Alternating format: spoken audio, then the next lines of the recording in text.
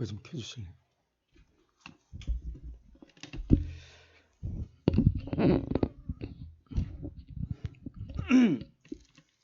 꽃샘추위가 다 지나가는 듯 했는데 오늘 아침도 또 춥네요. 생각보다. 네, 감기 걸리신 분들 많은데 감기 걸리지 않도록 자기 관리 잘하시면 좋겠습니다. 이건 제 개인적인 생각인데 사계절 중에 봄이 제일 좋습니다. 안 그런 분도 있겠죠. 사계절 중에 가장 짧게 느껴져요. 그지만 이 봄은 활용 점정의 계절이다. 그렇게 표현하고 싶어요. 여러분 우리가 상상해 볼 수 있나요? 봄이 없이 겨울 다음에 바로 여름 가고 가을 가고 이런 식으로 된다면 정말 끔찍하지 않겠습니까? 예수님의 생애 가운데 크게 탄생이 있고 또 예수님의 죽으심이 있고 또 부활이 있고 재림이 있고 그러죠. 다 소중하지만 저는 예수님의 이 부활이야말로 예수님께서 이 땅에 하신 일의 활용점정이다. 그렇게 생각을 합니다.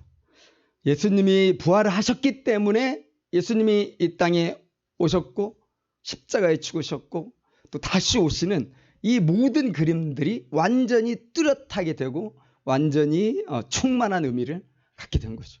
예수님의 부활이 없다면 상상이나 우리가 할 수 있겠습니까?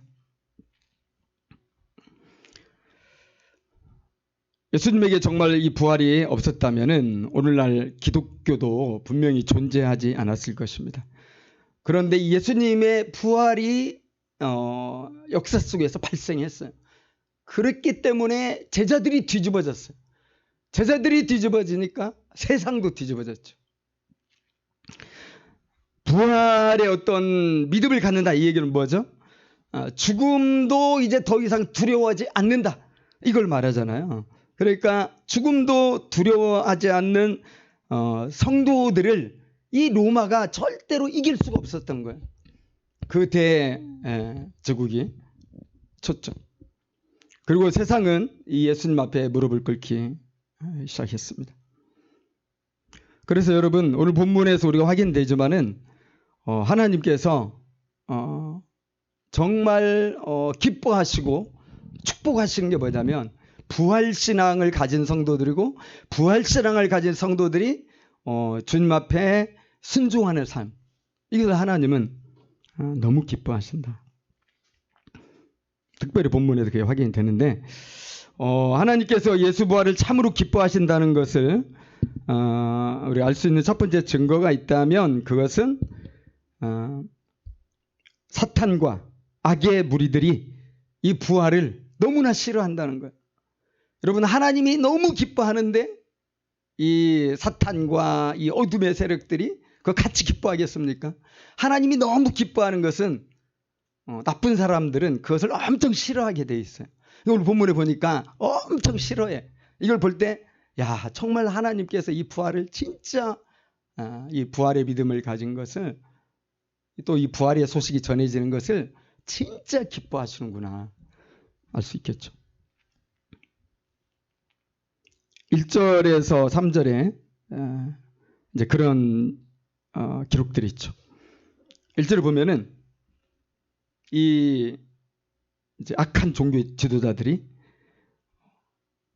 갑자기 베드로와 요한 사도들이 설교를 하고 있는데 솔로몬 행각이었어. 쳐들어왔어. 설교 도중에 쳐들어와 가지고 이 사도들을 붙잡아서 감옥에 쳐넣었죠. 갑작스럽게 일어난 거예요. 그때 왔던 사람들 보니까 제사장들, 성전 맡은 자, 사두개인들. 특별히 성전 맡은 자는 성전의 경비대장입니다. 그리고 제사장이죠. 이들이 온 것은 솔로몬 행각에 요즘 너무 사람들이 모여가지고 뭔가를 계속 하니까 너무 소란스럽다. 그런 표면적인 어떤 치안의 문제가 이유가 됐을 수도 있는데 사실은 그게 아니죠. 그들이 왜 왔습니까? 2절에 보면 분명합니다. 예수 안에 죽은 자의 부활이 있다고 백성을 가르치고 전함을 싫어했다. 부활의 복음 전하는 것을 너무 싫어하는 거예요. 마음에 안 들어. 그냥 모임만 하고 뭐 그러면 봐줄만 한데. 왜 싫어했는지 몇 가지 생각해 볼까요? 첫째는 자기들이 죽였잖아요. 이 제사장들과 또 산헤드린 공의회에서 예수를 빌라도에게 넘겨줬단 말이에요. 그런데 그 예수가 다시 살아나서 지금 막 기적을 일으키고 있다고?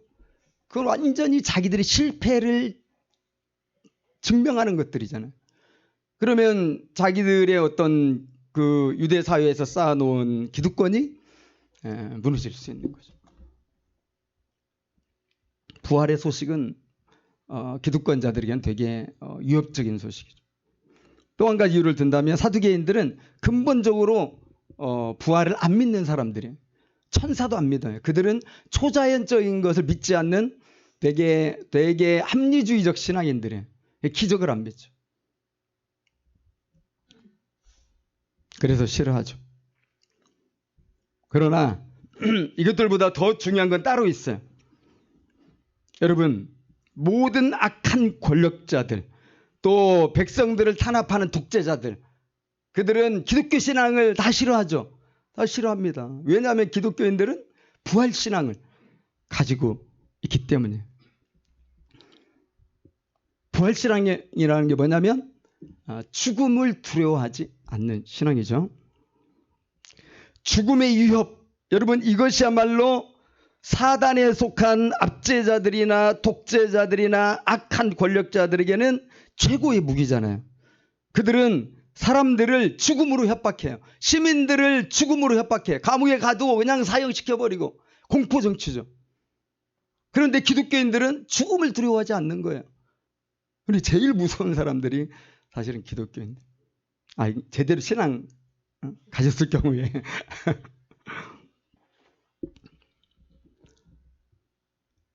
그래서 이 하나님의 부활은 이 죽음이라는 세상 공세의 강력한 무기를 완전히 무기력하게 만들어버려요.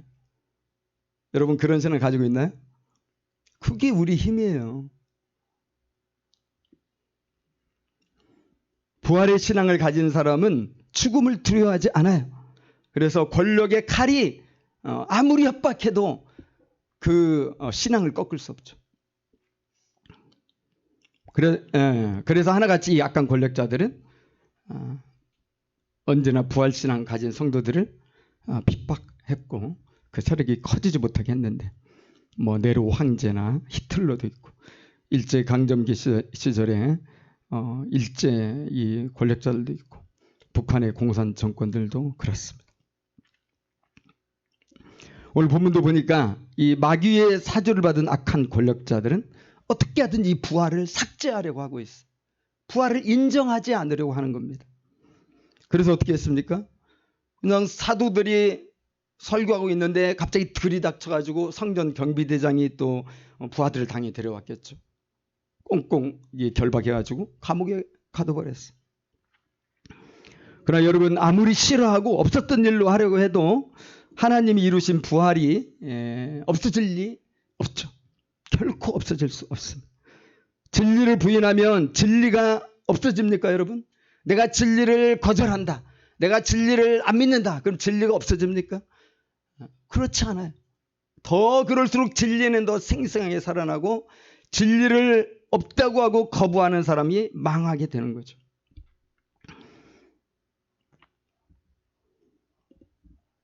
이 사단은 오늘날도 여전히 무슨 일을 하고 있냐면 부활을 약화시키는 일을 하고 있어요. 부활신앙을 희미하게 만드는 일을 사탄이 하고 있어요. 그래서 우리들은 깨어 있어야 돼요. 사탄이 그렇게 하고 있구나.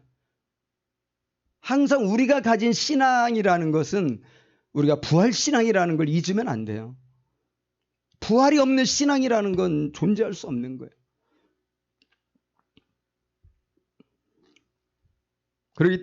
그래서 사단은 하나님이 기뻐하시는 것을 가장 싫어하고 대적하죠. 사단은 하나님에게서 사람들을 빼앗기지 않으려고 사람들이 기회되고 계속 속삭입니다. 세상을 봐라. 사람들을 봐라. 여전히 죽음이 존재한다. 여전히 사망이 역사한다.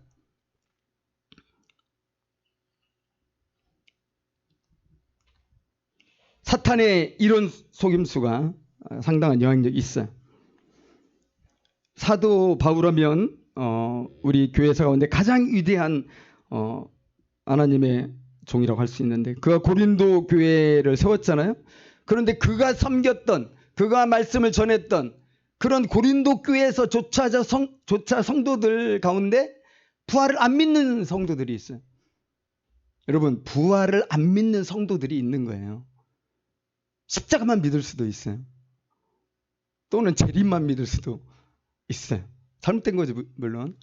그런데 고린도전서 15장 12절을 보니까 그리스도께서 죽은 자 가운데서 다시 살아나셨다 전파되었거늘 너희 중에서 어떤 사람들은 어째서 죽은 자 가운데서 부활이 없다고 하느냐. 지금 바울이 고린도 교회 성도들에게 이런 얘기를 하는 거죠.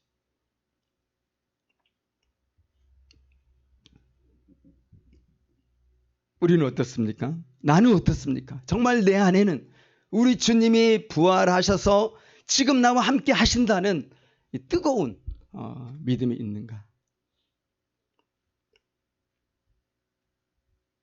이 사탄은 항상 우리 신앙을 미지근하게 만드는 데 주력하죠. 뜨겁지도 않고 차지도 않고 적당히 봄 날씨처럼 그냥 따뜻하게. 개구리가 그거 즐기다가 죽잖아요. 신앙도 마찬가지. 그래서 하나님 우리를 편안하게 안 두세요. 가끔 이렇게 찌르죠. 정신 차리라고. 고난도 주시고 시험도 주시고. 사탄은 우리를 미지근하게 만들고 우리 신앙을 정치하게 만들고, 우리가 그걸 빨리 눈치채고 하나님이 정말 기뻐하시는구나, 이 부활신앙을. 그럼 내가 어떻게 하면 이 부활신앙으로 내가 더 충만해질 수 있을까? 죽음도 두려워하지 않는, 그 신앙 내가 정말 가지면 좋겠다. 여러분, 죽음을 두려워하지 않으면 뭘 두려워하겠어요?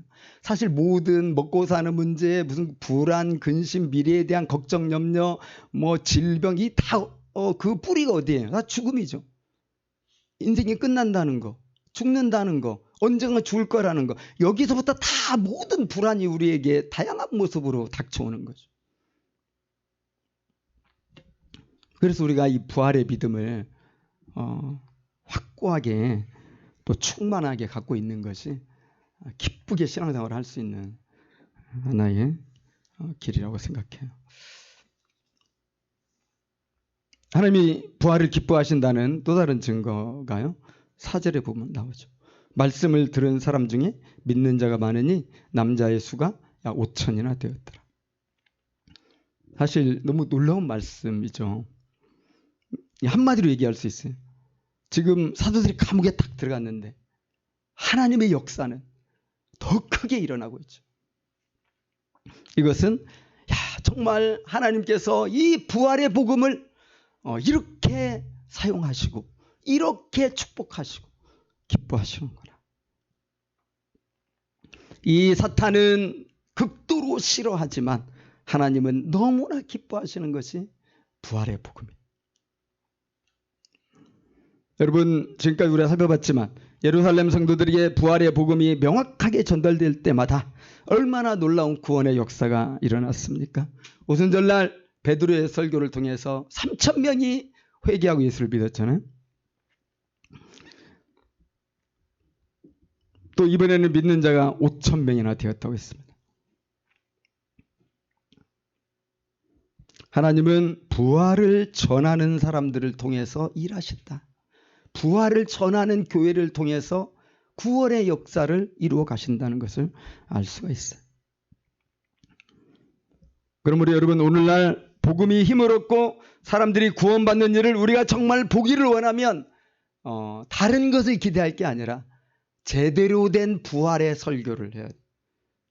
죽음도 무력화시키는 생명의 그 부활의 복음. 세상이 아무리 싫어할지라도 부활의 복음을 담대하게 전하는 그런 교회들이 많아진다면 우리 한국교회는 이전보다 더 놀라운 구원의 역사에 쓰임받게 될 것이라는 확신을 갖게 됩니다.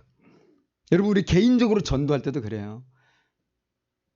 여러분들이 가끔씩 전도하시잖아요. 그죠? 또는 교회나 예수님에 대해서 얘기할 기회가 있잖아요. 그럴 때 우리가 꼭 얘기해야 되는 것이 예수님은 십자가에 죽었지만은 부활하셨다. 이걸 반드시 얘기해야 돼. 이게 진짜 구원의 복음이에요. 그래야 사람들이 회개해. 죽음 문제를 건드려. 죽음 문제. 너 죽을 준비 돼 있어? 부터 시작해서. 제가 부활의 그 능력이 제 안에 딱 들어온 때가 언제냐면 20대 초반 때죠. 아시는 분은 아시겠지만은 제 후배 하나가 급성백혈병으로 갑자기 죽었어. 저는 인생의 허물을 정말 느꼈습니다. 그때 저는 정말 열심히 살고 있었거든요. 그럴 때 이렇게 열심히 사는 무슨 소용이야. 내일 죽으면. 모든 의욕이 다 사라지더라. 근데 마침 그때 사울이었던 것 같아요. 부활을 묵상하게 되고 부활의 말씀에 대한 설교를 듣고 그걸 가지고 소감을 쓰면서 제 안에 부활의 능력이 생겼고, 그 이후로 제가 복음을 전할 때마다 가능하면 이 얘기를 하거든요. 사람들이 다 이 얘기를 잘 들어요.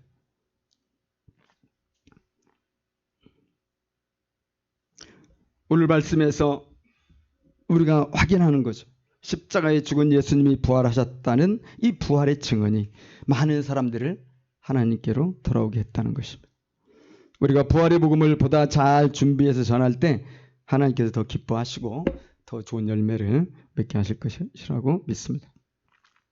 하나님께서 부활의 믿음을 기뻐하시는 마지막 증거가 있는데요. 그것은 부활신앙을 가진 이들을 하나님께서 성령으로 충만하게 하신다는 겁니다. 그리고 그 복음을 담대하게 전하게 하신다는 것. 5절에서 8절까지는 붙잡힌 사도들이 사내들인 공회에서 신문을 받는 장면입니다. 보면은 사도들을 신문하기 위해서 모든 권력자들이 다 모였죠.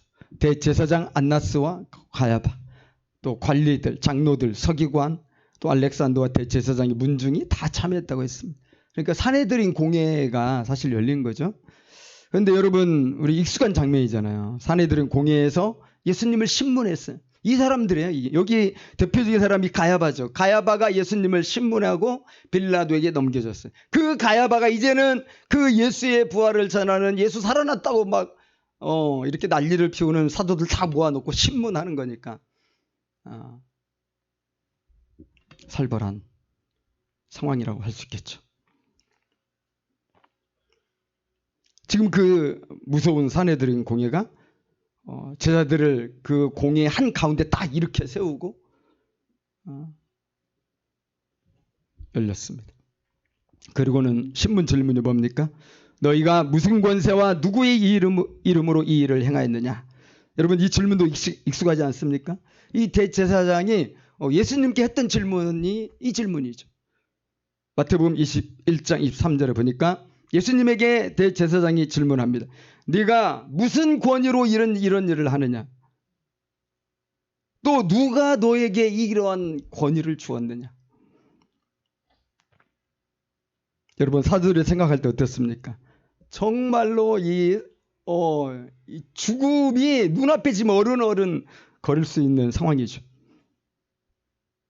까딱 잘못하면 예수님의 십자가에 못 박혀 죽었던 것처럼 이제는 이 사도들도 끌려가서 못 박혀 죽을 수 있는 그런 재판 상황입니다. 그런데 그 순간에 하나님께서 베드로를 성령으로 충만하게 하셨어요. 그러자 베드로는 모든 위협적 상황에도 불구하고 대담하게, 그들이 진짜 싫어하는 게 부활에 대한 이야기잖아요. 그런데 부활에 대한 이야기를 그냥 직설적으로 대놓고 당신들이 예수를 죽였다. 그러나 하나님께서 그 예수를 살려주셨고 그 살아나신 예수님께서 지금 너희들이 보고 있는 이 온전하게 된 이 사람을 이렇게 세우신 것이다. 일도 타협하지 않죠. 지금 자기 목숨이 왔다 갔다 하는 그 살벌한 상황에서 어떤 타협점도 없이 그대로 복음을 전합니다. 여러분, 이게 바로 부활의 능력입니다. 부활의 신앙을 가질 때 두려워하지 않을 수, 있게 된다는 거죠. 그리고 베드로는 결론적으로 또 이런 말도 하죠. 아주 그들에게 복음을 전합니다. 그냥 변론이 아니라 이제는 당신들도 예수 믿어야 돼. 12절에 다른 이로서는 구원받을 수 없나니 천하 사람 중에 구원받을 만한 다른 이름을 우리에게 주신 일이 없다. 오직 나사렛 예수 그리스도, 이분만이 당신들을 구원할 수 있다. 멋있죠? 그런 막 위협적인 상황에서 우리가 자기 할 말을 할 수 있을까요? 우린 너무 눈치 많이 보잖아요. 그래가지고는 할 말을 못하고 할 때가 너무 많죠. 물론 하고 싶은 말이 있다고 다 해야 되는 건 아니지만은 중요한 순간에는 우리가 주님을 드러내야 한단 말이죠. 근데 우리는 그것도 잘 못한단 말이죠. 사실 베드로가 원래부터 이런 사람 아니잖아요. 베드로가 약하고 두려워할 때가 있었어요. 그때는 언제였습니까? 죽음의 두려움에 사로잡혔을 때 베드로는 용감하지 못했어요. 예수님께서 십자가의 고난을 얘기했을 때 탁 앞을 막아섰잖아요. 예수님 무슨 말씀이십니까? 지금 고난받고 죽으신다고요? 안 됩니다. 예수님을 말리다가 이 사탄아 물러가라 혼났죠. 또 예수님이 이제 가야바 앞에서 지금 심문받고 있는데 베드로는 너도 그 제자지? 주변 사람들이 다그칠 때 아니야? 다 부인하고 심지어 저주까지 했어요. 왜 그랬죠? 죽는 게 무서워요. 지금 베드로가. 나도 죽을까 봐 걱정돼요. 이거 한 번뿐인 생명인데 너무 아까워.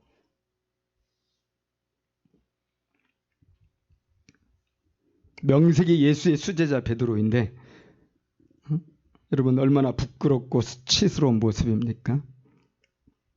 근데 어떻게 죽음이 두려운데 그럴 수밖에 없죠.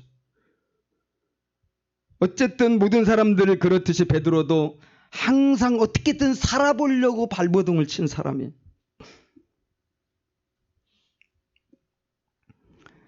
그러나 예수 부활을 온몸으로 확신하게 되었을 때 성령으로 충만하게 되었고 다른 사람이 되었어요.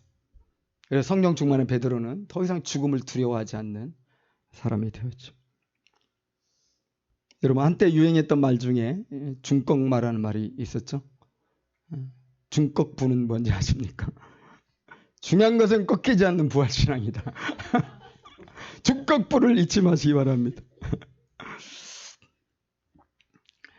그게 있었기 때문에 살벌한 권력자들 앞에서도 정말 하나님이 기뻐하시는 이 복음의 진리를 양보 안 할 수가 있었어요.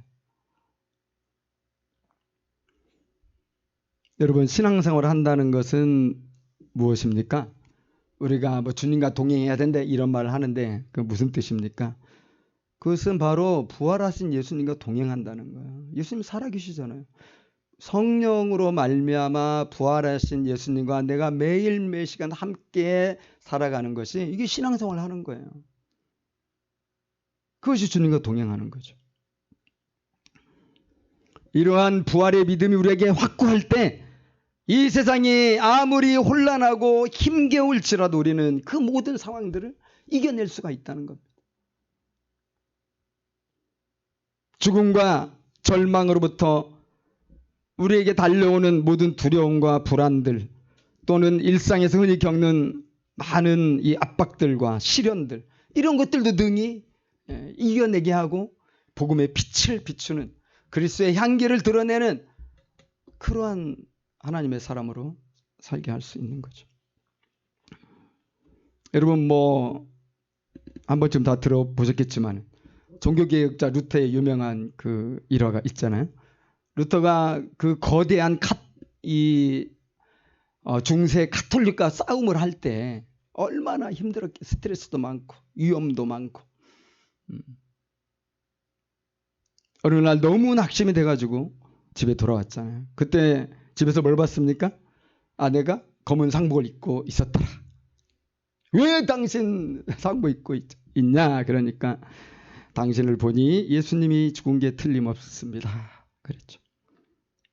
여러분, 참으로 우리 믿는 자들의 힘과 능력 그리고 담대함의 원천은 부활신앙입니다. 예수님이 부활해서 와 지금 나와 동행하고 있다. 이에 대한 확고한 믿음이 있으면 여러분 우리 삶이 좀 달라지지 않겠어요? 우리가 정말 두려워하지 않을 수 있을 것 같잖아요.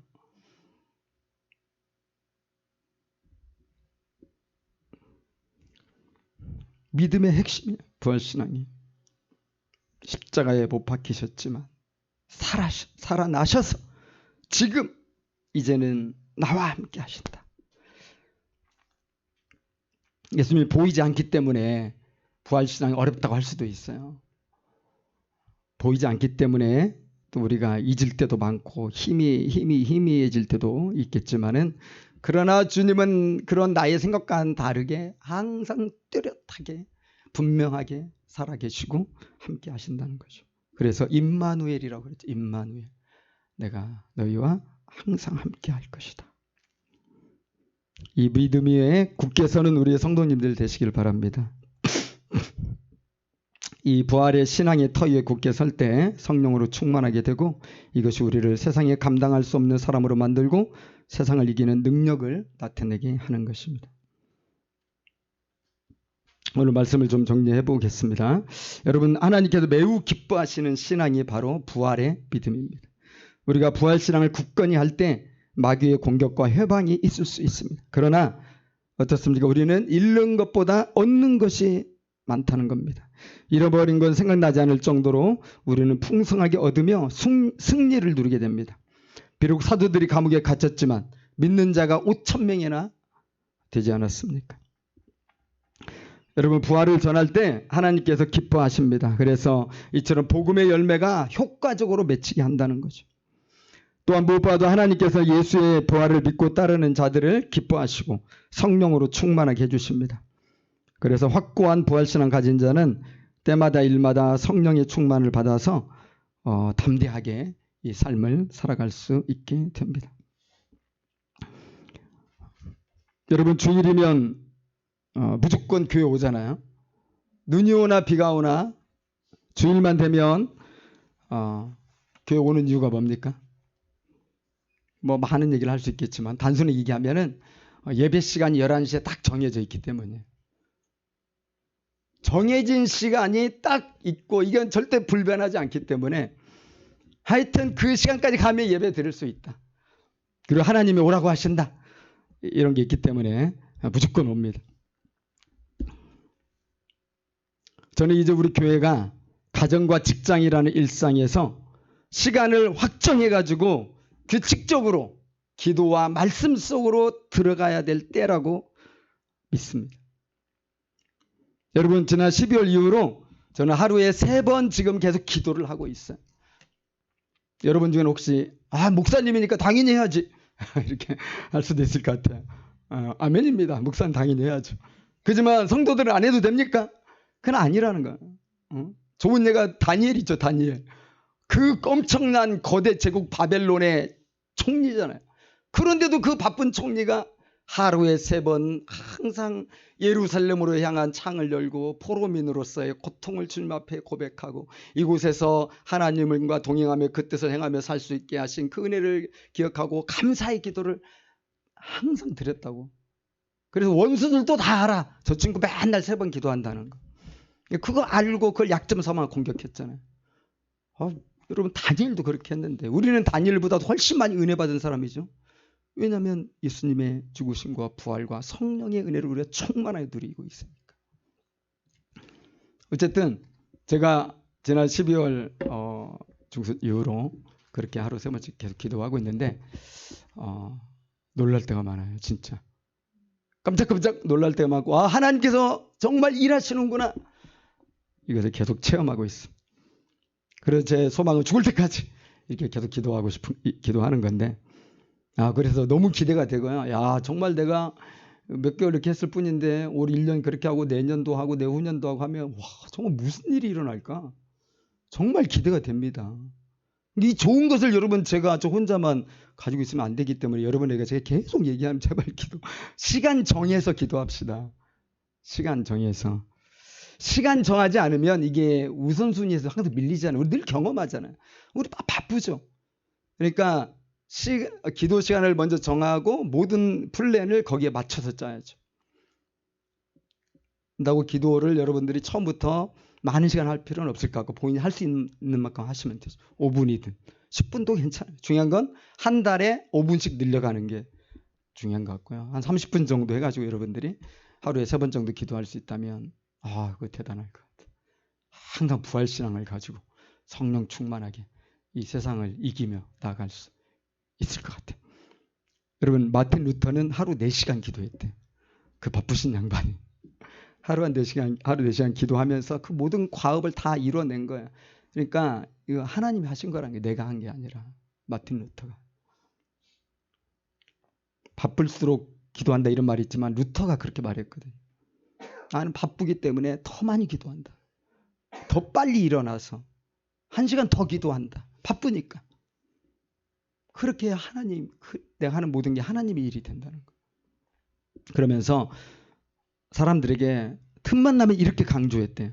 제가 소개해 드릴게요. 여러분, 루터의 말이야. 여러분, 기도하지 않고 일에 힘쓰는 것은 뿌리를 내리지 않은 채 위로만 치솟으려 하는 것과 별반 다르지 않습니다. 뿌리 내리지 않은 나무가 어떻게 위로 솟습니까?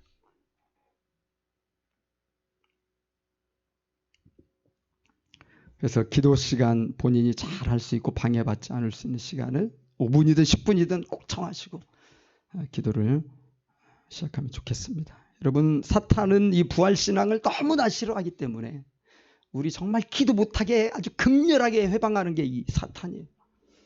그리고 하나님 안 믿는 사람들이 우리를 엄청 회방해요. 기도 못하게. 자꾸 불러내고 자꾸 카톡 오고 자꾸 만나죠. 우리가 꺾이지 않아야 돼. 그것에 대해서. 중꺾부를 유지하기 위해서 매일 기도 정한 시간에 할 수 있으면 좋겠습니다. 사랑하는 여러분, 우리가 부활의 주님을 사랑하고 그분과 함께 있기를 사모할 때 하나님께서 우리 삶을 기뻐하시고 우리의 삶을 통해서 복음의 영광을 능력 있게 나타낼 것이라고 믿습니다. 우리 함께 기도하겠습니다.